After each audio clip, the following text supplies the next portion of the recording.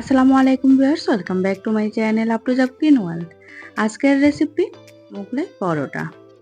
Hotel স্টাইলে কিভাবে মোগলাই পরোটা খুব সহজে বাসায় তৈরি করবেন সেই রেসিপিটি আপনাদের সাথে শেয়ার করেছি। আশা করছি আপনাদের ভালো লাগবে। এখানে 2 কাপের মতো দিয়েছি ময়দা, 1/4 টিস্পুন নিয়েছি লবণ, 2 টেবিল চামচের মতো দিয়েছি রেগুলার রান্নার তেল। এখন ভালোভাবে ময়দাটা তেলের সাথে মিশিয়ে নেব। ময়দাটা ভালোভাবে মাখানো হয়ে গেছে। এখন নর্মাল ট্যাপের পানি দিয়ে একটা মসৃণ পরোটার ডো তৈরি করে নেব। এখানে একবারে পানি না দিয়ে অল্প অল্প করে পানি দিয়ে ডোটা তৈরি করে নিলে ভালো হয়। একবারে পানি দিলে পানির পরিমাণটা বেশি হয়ে গেলে ডোটা একদম নরম হয়ে যায়। তাই চেষ্টা করবেন অল্প অল্প পানি দিয়ে একটা মসৃণ ডো তৈরি করে নিতে।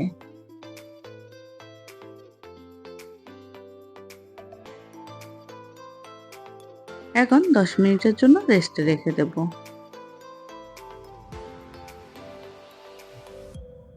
এই দিক দিয়ে ডিমের পুরটা রেডি করে নেব।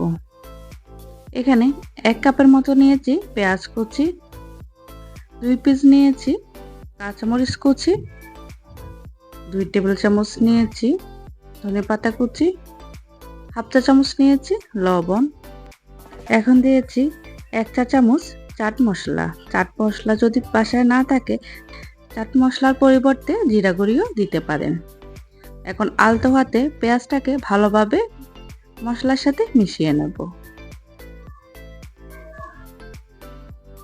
মিশানো হয়ে গেলে এখানে 2টা ডিম দিয়ে দেব। ডিমটা পেঁয়াজের সাথে ভালোভাবে মিশিয়ে নেব।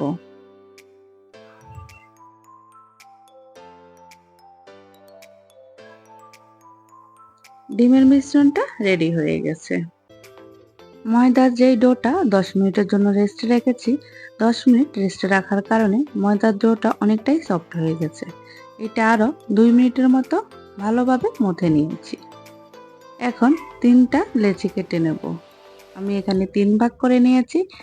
আপনারা চাইলে 4 ভাগ করেও নিতে পারেন। আপনাদের পছন্দ মতো ছোট বড় করেও মোগলাই পরোটাগুলো বানিয়ে নিতে পারেন। এখন একটা লেচি নিয়ে রুটি বেলে নেব।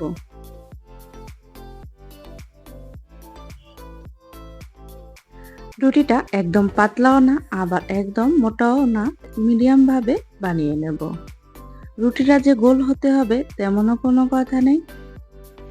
তো আমার রুটিটা কেমন হয়েছে আমি আপনাদেরকে দেখিয়ে দিচ্ছি।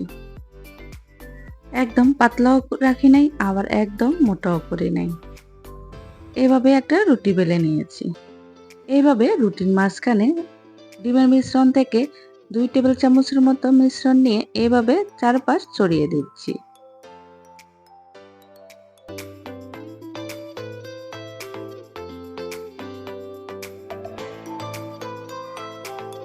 ছড়িয়ে দেওয়া হয়ে গেলে এক পাশ থেকে বন্ধ করে দেব। এখন উপরে থেকে ডিম ব্রাশ করে দেব।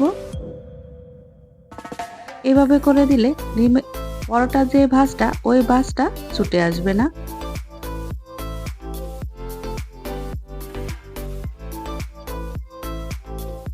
দেখুন আমি কিভাবে ভাঁজটা দিচ্ছি, ঠিক একইভাবে ভাঁজটা দিয়ে নিতে হবে।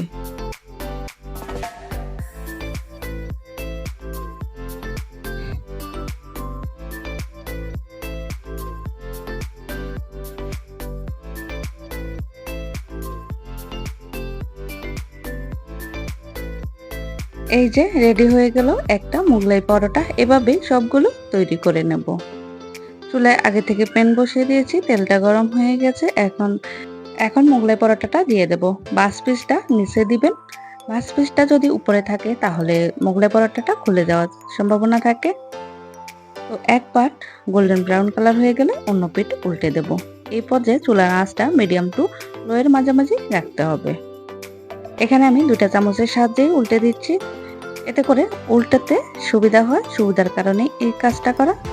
এই যে একটা মোগলাই পরোটা রেডি হয়ে গেছে। একইভাবে আমি সবগুলো মোগলাই পরোটা তৈরি করে নিয়েছি। দেখলেন তো কত সহজে বাসায় মোগলাই পরোটা তৈরি করে নিয়েছি। আশা করছি আমার এই ভিডিওটি আপনাদের ভালো লেগেছে। ভালো লাগলে প্লিজ আমার চ্যানেলটিকে সাবস্ক্রাইব করবেন আর একটা লাইক দিয়ে দেবেন। আর আমার এই রেসিপিটি আপনাদের কেমন লেগেছে আমাকে জানাতে পারেন। তো একটা মোগলাই পরোটা ভিতরটা দেখিয়ে দিচ্ছি, ভিতরটা কেমন হয়েছে। দেখলেন তো পারফেক্টলি কুক হয়ে গেছে। আজকের ভিডিওটা এই পর্যন্তই। ভালো থাকবেন সবাই। আল্লাহ হাফেজ।